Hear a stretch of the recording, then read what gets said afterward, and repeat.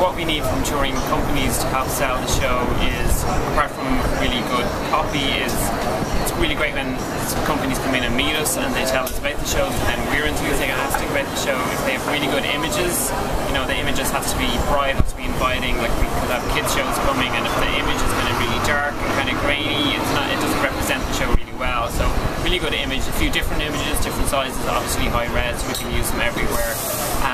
YouTube footage is brilliant because nearly all our shows on the website we'll have links to, and a 30-minute video will sell the show more than probably the copy will, so people know about the show.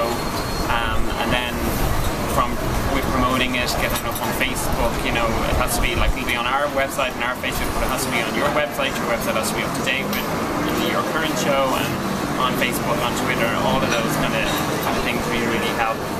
Anything else, like posters, flyers, obviously as well, we need to get them in time, preferably not with a full list of the tour on it. I know money is kind of tight, but whatever kind of helps us to kind of get out, and then we can post them out to people, put them in the venue, and people do like to physically kind of take something away apart from the brochure, and they feel, you know, with a flyer you get a more sense of the show as well. Really nice images.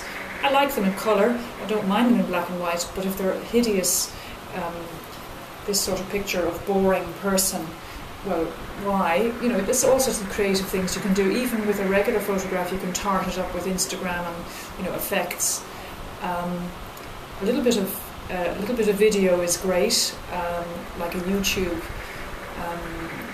but not too much talking or not too much. And nobody really cares who the companies are doing this. They want to get straight to the point of what it's about. So if you're looking at YouTube, I'm not interested in the fact that it's written by this and produced by that and directed by the other.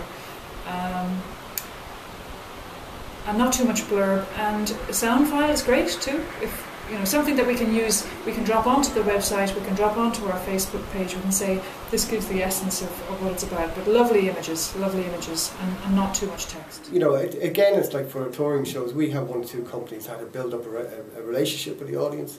At the end of the day, it's probably the product on the stage that's going to win them. And we, you know, Bruiser is a good example of a theatre company who go out there out of their way to keep their memberships, all the people who come to their shows well informed of what they're doing literally every step of the way, and they've built a core audience of people from the trades point of view, you know. And it's companies like that, but at the end of the day, it's kind of what's on us. From a marketing point of view, definitely a company that I've worked with in the past are Diversions. They're a contemporary dance company from Wales, and what they do every year is that they come over and they meet all the venues that they're touring to, and I think has huge benefits because you know then exactly what you're dealing with, and you can be strategic and you can plan, and they'll know exactly what you need for them, so that it's not necessarily 2 weeks before the show is due to go on in the venue and here's all your marketing materials. That doesn't work. You need to be definitely need to be strategic and, you know, be direct with them from the start, and you know then and they have experience from going to other venues, so they know what works, what doesn't work, and they can share that information with you. Start making connections locally. If you know of, if your show has a particular theme or if it's a particular audience, start making the connections. Whether that's to youth groups or to retired groups or just any kind of, you know, sports club, whatever kind of links in with the show.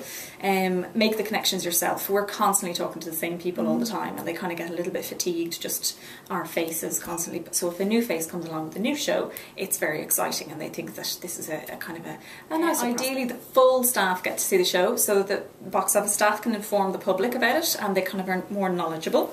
They are able to kind of talk about the sort of the feeling of the show, as opposed to just, it's this production company and this is the title. And I just kind of can only tell you that much. It really helps for the staff. It really helps for the programmer to have seen the show well in advance as well, because you can feed back into the staff well in advance of the staff seeing a show. So that kind of information well in advance is really important. Closer to the time, it's about the press releases, it's about the publicity material, it's about having a really good design, your poster, really good social media that we can integrate with on our social media and our website, and as much information as humanly possible. Just with press releases, photos, interviews with actors, photo calls, and they're just really on the ball.